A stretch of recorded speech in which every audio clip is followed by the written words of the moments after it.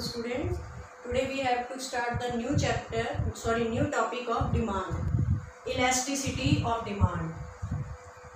Elasticity of demand. Elasticity of demand means when we have to measure the change in percentage change in quantity demand due to the percentage change in its price, that is known as elasticity of demand. It means जब हमने अभी तक क्या पढ़ा, law of demand क्या कहता है कि जब प्राइस बढ़ती है तो क्वांटिटी डिमांड क्या होती है, कम होती है.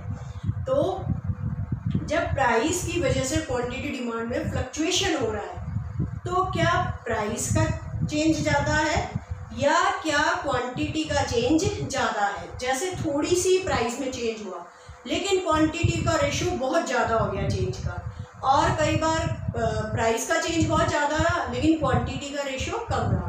तो ऐसी सिचुएशंस में हम बोलते हैं कि when we have to measure the percentage change in quantity demand due to the percentage change in its price, that is known as elasticity of demand. ठीक है, इसकी 5 डिग्रीज होती है जो मैं आज आपको समझा रही हूँ.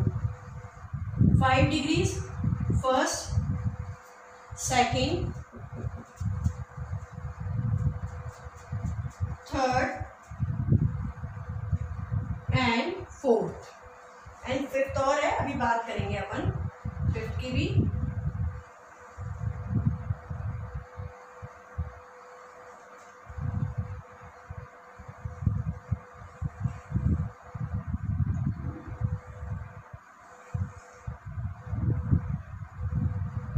X axis, Y axis, 0 X axis, Y axis, I 0 X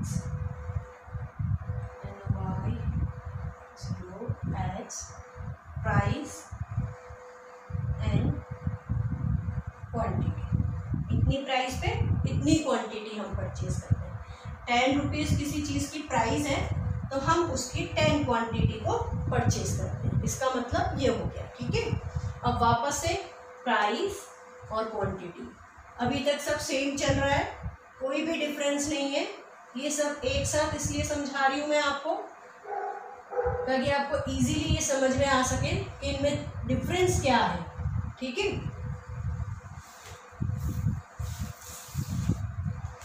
देखिए क्या डिफरेंसेस है. Price and quantity. सपोज हमने एक टेंडेंसी ले ली, कुछ भी फर्क नहीं पड़ेगा प्राइस बढ़ रही है या प्राइस कम हो रही है. हमें प्राइस के बढ़ने और प्राइस के कम होने को मेजर नहीं करना है, हमें प्राइस की वजह से क्वांटिटी का जो चेंज हुआ है उसको मेजर करना है. ठीक है, तो हमारे को ये फर्क नहीं पड़ेगा. अगर प्राइस बढ़ेगी तो क्वांटिटी को हमें कम करना है, और अगर प्राइस कम होती है तो क्वांटिटी डिमांड को हमारे को बढ़ाना है. ठीक है, तो जैसे हमने इसको प्राइस को बढ़ा दिया, अब प्राइस बढ़ गई. प्राइस बढ़ गई तो according to law of demand क्या है, क्वांटिटी डिमांड क्या होगी, कम होगी. ये क्वांटिटी डिमांड कम होगी. देखिए प्राइस इतनी बढ़ गई लेकिन क्वांटिटी डिमांड इतनी ही कम हुई है. ठीक है, फिर आपको सिर्फ इसको कंसीडर करना है, ये ध्यान रखना है. तो चेंज इन डिमांड जो है, चेंज इन क्वांटिटी डिमांड का रेशो प्राइस के रेशो में क्या है, कम है. तो इसको हम बोलेंगे, इसका स्लोप देखिए, इसको हम बोलेंगे ईडी इज लेस देन 1 और इनइलास्टिक.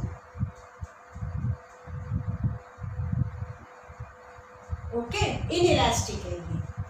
क्यों?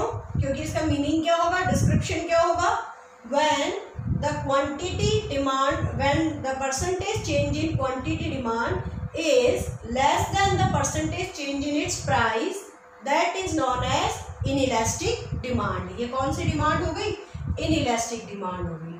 ठीक है, यानी प्राइस के कम और ज़्यादा होने का कोई इफेक्ट नहीं पड़ रहा. ये प्राइस बढ़ाई है, अगर आप प्राइस को कम भी कर दोगे तो भी कोई इफेक्ट नहीं आएगा, जब प्राइस को कम करोगे तो क्वांटिटी को बढ़ा लेना। जैसे एक मैं यहाँ बना के बता रही हूँ, जैसे प्राइस है और ये क्वांटिटी है, यहाँ मुझे प्राइस का चेंज ज़्यादा लेना है, मैंने प्राइस को बढ़ाया, यहाँ मैंने प्राइस को कम कर दिया, ठीक है, और मुझे क्वांटिटी का चेंज कम लेना है। अब प्राइस कम हुई है तो क्वांटिटी क्या होगी, बढ़ेगी। यहाँ भी क्वांटिटी का चेंज कम है और यहाँ भी क्वांटिटी का चेंज कम है, और कर्व सेम सा ही बन रहा है, इसलिए कोई फर्क नहीं पड़ा कि हमने प्राइस को कम करा या हमने प्राइस को बढ़ाया है। ठीक है,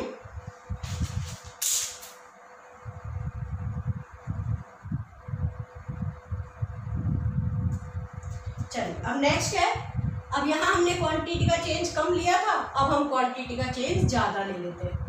तो प्राइस को हमने बढ़ा दिया और क्वांटिटी को हमने कम कर दिया। देखिए यहाँ भी प्राइस बढ़ाई मैंने और यहाँ भी प्राइस बढ़ाई, ठीक है, लेकिन यहाँ पे क्वांटिटी का चेंज क्या है, पहले के कंपैरिजन में कम है।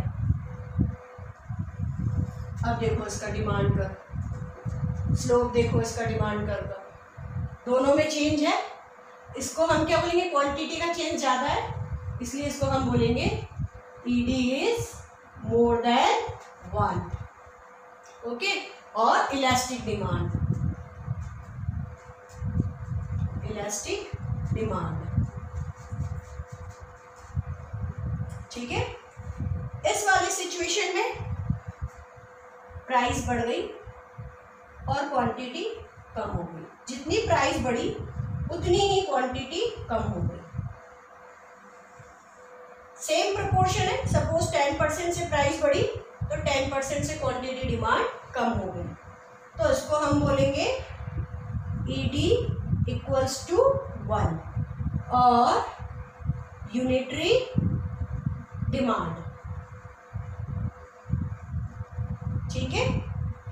इस वाली सिचुएशन में प्राइस को हमने बढ़ाया और प्राइस को हमने कम भी कर दिया, लेकिन हमारी क्वांटिटी डिमांड में कोई फर्क नहीं पड़ा।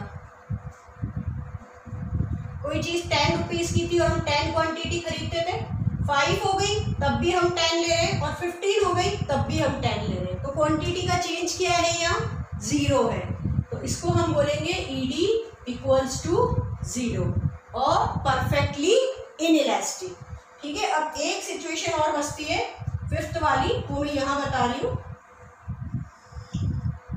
देखिए इसमें क्या हुआ, क्वांटिटी में चेंज नहीं हुआ और इसमें अपने को क्वांटिटी में बहुत चेंज कर देना है, Q1 और Q2, ED equal to infinite, ठीक है। परफेक्टली इलास्टिक, चेंज होता ही चला जा रहा है, तो ये परफेक्टली इलास्टिक,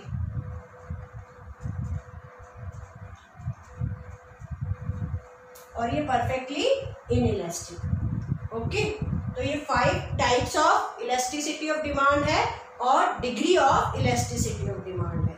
आज आप इस टॉपिक की प्रैक्टिस करना और इसको अच्छे से आप लर्न करना, ओके। Thank you.